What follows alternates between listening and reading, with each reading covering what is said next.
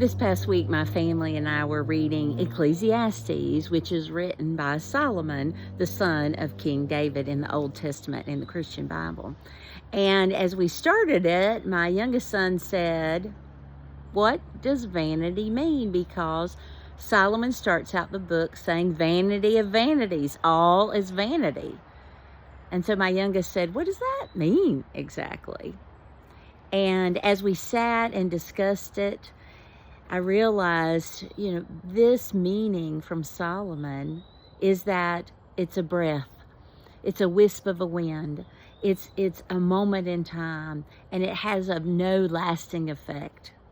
And so in Ecclesiastes, he's really talking about how, the futility of our material world. He talks about vanity. It's repeated about 30 times. Vanity of vanities is used about 30 times in this 12-chapter book. The other thing that's repeated that I thought was interesting was the phrase "under the sun," because he's talking about this material world, what our eyes can see, touch. He's saying that's vanity. If we put all our energy and effort into that, we've missed out, because what things are really about is that eternal relationship with God. Now, there's a lot of meat in Ecclesiastes. I have pondered it for many years of my life, and the older I get, the more I'm starting to understand this book of wisdom. But what really jumped out at me as we read it this past week was the fact that my life here on earth is a wisp of the wind. It is just a breath, and it's done. But guess who cares about that?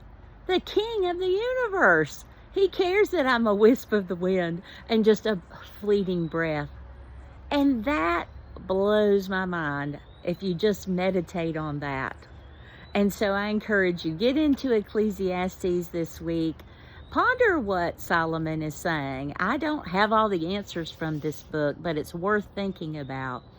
But the thing that I want you to think about most is the King of the universe and all the universes beyond cares about you, cares about your life.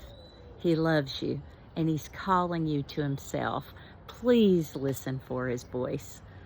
Have a great week.